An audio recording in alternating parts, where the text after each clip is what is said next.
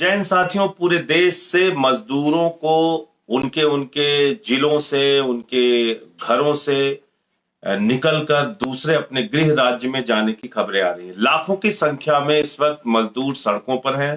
वो अपने परिवार के साथ, छोटे छोटे बच्चों के साथ या रेलवे ट्रैक पे निकल चुके हैं या हाईवे पे निकल चुके हैं, ट्रकों से जा रहे हैं या फिर अपने निजी साधनों से जाने का प्रयास कर रहे हैं और उनको जगह जगह रोका भी जा रहा है।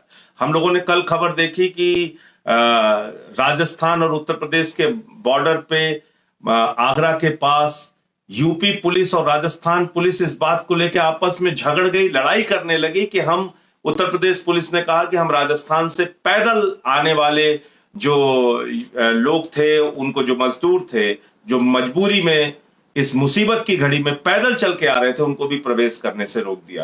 पूरे देश में जान जोखिम में डालकर मजदूर, गरीब आदमी अपने अपने घरों को निकल पड़ा है, पैदल चलने के लिए वो मजबूर है। लेकिन अगर केंद्र सरकार की बात करें, अगर रेल मंत्रालय की बात करें, तो रोज नए जुमले लेके आ जाता है, रोज नए झूठ बोलने के लिए सामने आ जाते हैं। अब मैंने कल देखा कि पीयूष गोयल जी, जो रेल मंत्री हैं, वो कह रहे हैं कि वो 300 ट्रेन चलाने के लिए तैयार है। ताली बजाओ सब लोग, ताली बजाइए, थाली बजाइए, 300 ट्रेन चलेगी। अरे भाई, रेल मंत्रालय के पास, रेलवे के पास 19,000 ट्रेन प्रतिदिन चलाने की क्षमता है। यानी 2 करोड़ यात्रियों को रेल मंत्रालय, रेलवे प्रतिदिन एक स्थान से दूसरे स्थान पर पहुंचा सकता है। अगर आप 2 करोड़ लोगों को एक स्थान से दूसरे स्थान पर पहुंचा सकते हैं प्रतिदिन, तो आप मुझे बताइए, ऊंट के मुंह में जीरा क्यों? 300 ट्रेन चला के आप इन मजदूरों को कितने दिनों तक परेशानी में रखना चाहते हैं?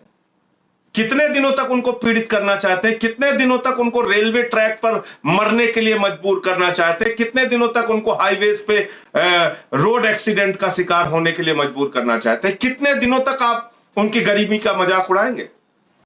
आप मुझे बताइए, ये 300 ट्रेन चलाने की नौटंकी की वजह से फिर एक बार भगदड़ होगी, फिर एक बार भीड़ इकट्ठा होगी।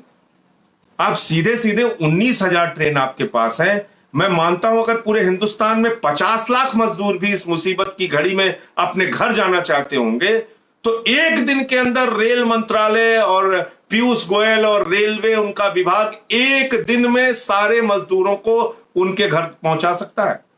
एक दिन के अंदर। यात्रा के, रेल के चलने में जो समय लगे वो एक अलग विषय है, लेकिन एक दिन के निर्णय में अगर 19,000 ट्रेनों को चलाने का निर्णय ले लिया जाए और अधिकतम आप सोशल डिस्टेंसिंग का भी खूब पालन कीजिए, 50 लाख मजदूरों को भी, क्योंकि जब यात्री चलते हैं 2 करोड़, तो उसमें तमाम होता है, व्यापारी भी होता है, घूमने जाने वाले भी लोग होते हैं, स्टूडेंट्स भी होते हैं, तमाम तरीके के। इस समय लॉकडाउन की स्थिति है, तो आप ये मान के चलिए कि सिर्फ और सिर्फ मजदूर, गरीब, पीड़ित लोग जो इस समय अपने घर जाना चाहते हैं, उनकी संख्या अधिकतम 50 लाख से ज्यादा नहीं। और अगर रेल मंत्रालय चाहे तो 19,000 ट्रेनें उसके पास एक दिन चलाने की है, वो एक दिन में सारे मजदूरों को उनके घर पहुंचा सकता है, लेकिन नहीं करेगा। गरीब आदमी को और पीड़ा में झोंकना है, खाली बड़ी बड़ी बातें करना है, जुमला बोलना है, ताली थाली बजवाना है, लेकिन उनके मदद के लिए कभी आगे नहीं आना है। ये जो सबसे बड़ी चीज सामने देखने को मिल रही है, ये जो रवैया केंद्र सरकार का देखने को मिल रहा है, ये बहुत दुर्भाग्यपूर्ण है। हवाई जहाज से आप विदेशों से लोगों को बुला सकते हैं, चलिए आपने बुलाया, अच्छी बात है, जो भारतीय विदेश में फंसे थे। आपने अभी फिर से एक बार वंदे मातरम मिशन शुरू कर दिया है विदेशों से हिंदुस्तान लोगों को लाने के लिए, अच्छी बात है। आपने कोटा में फंसे हुए स्टूडेंट्स को अपने अपने राज्यों में, वहां की सरकारें लेके गई, उसकी आपने अनुमति दी, अच्छी बात है। इन मजदूरों के बारे में कब सोचेंगे, कब जगेंगे आप? 16 लोगों की ट्रैक पे जान चली गई औरंगाबाद में, 42 लोगों की रोड एक्सीडेंट में जान चली गई। उनके लिए आपके पास पैसा नहीं है, उनके लिए कोई योजना नहीं है। 68,000 करोड़ रुपए नीरव मोदी, मेहुल चौकसी जैसे 50 पूंजीपतियों का ये, मजदूरों को जब पैकेज देने की बात आती है, पैसा देने की बात आती है, तो सरकार हाथ खड़े कर लेती है। ये कैसी सरकार इस देश के अंदर चल रही है? आप मुझे बताइए, एक व्यक्ति पे अगर 1,000 रुपए का भी खर्चा आप मान लीजिए, और मान लीजिए कि 50 लाख मजदूर अपने घर जाना चाहते हैं, तो कितना खर्चा आएगा? मात्र 500 करोड़ रुपए। पीएम केयर्स में हजारों करोड़ रुपए लोगों ने चंदा दे दिया है।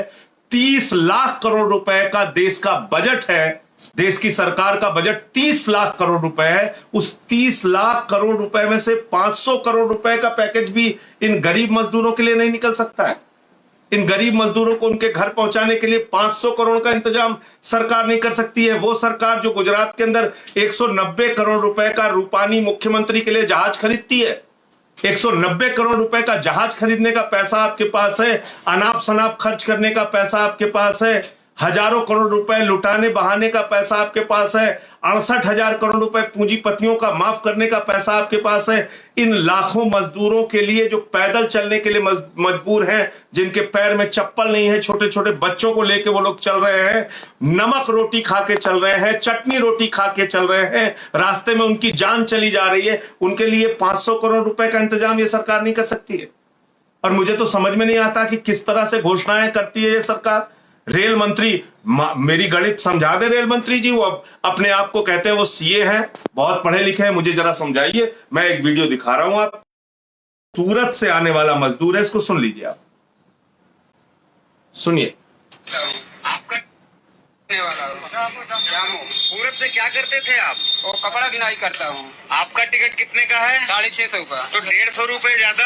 हाँ, 150 रुपए ज्यादा लिया, वो दलाल लोग लिया है, तो टिकट दिया नहीं, टिकट नहीं लिया, और रात भर हम लोग। अब देखिए, ये सूरत से जामो, जामो पड़ता है अमेठी में, ये सूरत से जामो आने वाला यात्री है, मजदूर है, मजबूर है, गरीब आदमी है, जिसने 650 रुपए का टिकट कटवाया, सामान्य दर्जे का टिकट। 650 रुपए के टिकट पे 150 रुपए वो बता रहा है कि दलाली देनी पड़ी, 800 रुपए इसको टिकट देना पड़ा।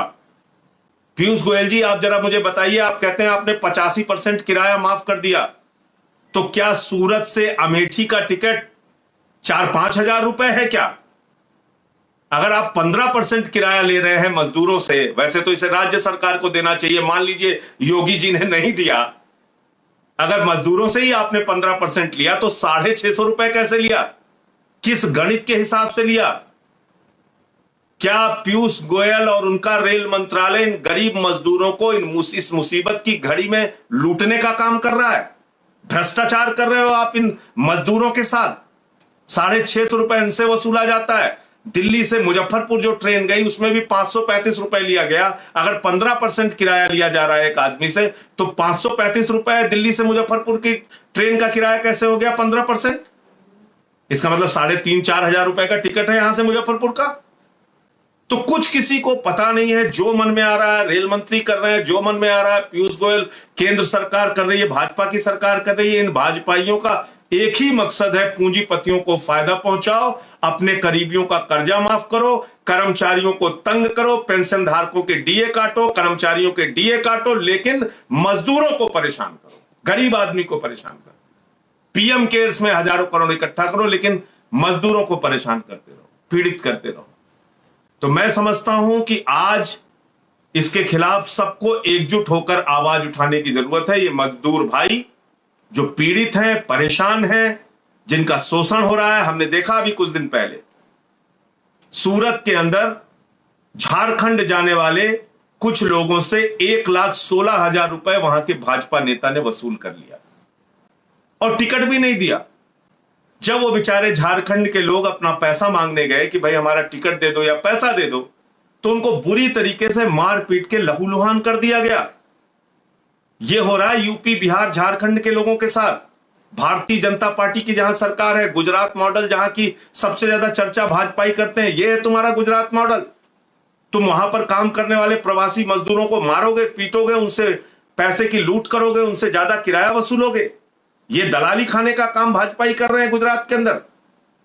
तो ये देखने को मिला, और मैं आप लोगों से निवेदन करूंगा कि पूरे देश में इस संवेदनहीनता के खिलाफ आवाज उठाइए, केंद्र सरकार के खिलाफ आवाज उठाइए और उनसे अपील कीजिए कि इन मजदूरों को उनके घर पहुंचाने का इंतजाम किया जाए, उनके घर पहुंचाने का इंतजाम किया जाए। इसके अलावा कोई आज उत्तर प्रदेश के अंदर आम आदमी पार्टी की जितनी इकाई है, सभी जिलों के अंदर हमारे साथी उपवास पे बैठे हैं दिन भर के, और वहां मसला यह है कि योगी आदित्यनाथ ने ये जो 1200 किलोमीटर पैदल चल के यात्री लोग मजदूर अपने घर जा रहे हैं, उन मजदूरों का, श्रमिकों का कानून ही बदल दिया। कह दिया 3 साल तक श्रम कानूनों में पूरी तरह की ढील, और 12 घंटे भी उनसे कोई मालिक चाहे उनका तो काम करा सकता है। अब आप मुझे जरा बताइए कि एक तरफ तो वो बेचारे इतने मजबूर हैं कि 1200 किलोमीटर, 1000 किलोमीटर, 800 किलोमीटर पैदल चल के जा रहे हैं, और उन्हीं श्रमिकों के खिलाफ भाजपा सरकार की ये सोच है, योगी बाबा की ये सोच है कि उन्होंने श्रम कानूनों में बदलाव कर दिया। मध्य प्रदेश के अंदर, उत्तर प्रदेश के अंदर 3 साल के लिए श्रम कानून स्थगित कर दिए गए। गजब हाल है। आपको कोई और नहीं मिला शोषण करने के लिए, सिर्फ मजदूर, पीड़ित करने के लिए सिर्फ मजदूर, सड़क पे मरने के लिए सिर्फ मजदूर, पटरी पे मरने के लिए सिर्फ मजदूर, और कानूनों में बदलाव, उनका शोषण करने के लिए सिर्फ मजदूर वर्ग आपको मिला। तो ये हमारे जो ढोंगी बाबा हैं उनकी एक नापाक कोशिश है, जिसके खिलाफ आज उत्तर प्रदेश की हमारी पार्टी की इकाई हर जिले में उपवास कर रही है और ज्ञापन भेज रही है योगी आदित्यनाथ को। आप सभी साथियों के जज्बे को सलाम है। हम मजदूरों की आवाज उठाते रहे हैं, उठाते रहेंगे। बिहार के साथियों से भी कल चर्चा हुई है। बिहार के साथी भी अपने अपने जिले के अंदर लोकतांत्रिक ढंग से अपने घर पर ही बैठ के अपना विरोध दर्ज कराएंगे, और नीतीश कुमार की सरकार को इस बात के लिए मजबूर करेंगे कि जो मजदूर मजबूरी में, गरीबी में, आर्थिक तंगी के कारण फंसे हैं दूसरे राज्यों में और वो बिहार आना चाहते हैं, अपने घर आना चाहते हैं, उनको बुलाने का इंतजाम बिहार की नीतीश सरकार करे। इस बात के लिए वो लोग भी अपने स्तर पर प्रयास करेंगे, आंदोलन करेंगे। मैं आप सबको निवेदन करता हूं, विनती करता हूं पुनः कि आप लोग इन मजदूरों की, इन मजबूरों की, इन गरीबों की आवाज को बुलंद करें। जय हिंद, इंकलाब जिंदाबाद। अगर आप चाहते हैं गरीब हर वंचित इंसान की आवाज आप तक पहुंचे तो हमारे चैनल को सब्सक्राइब करें और बेल आइकन का बटन दबाना ना भूलें। देखते रहिए बहुजन हलचल न्यूज।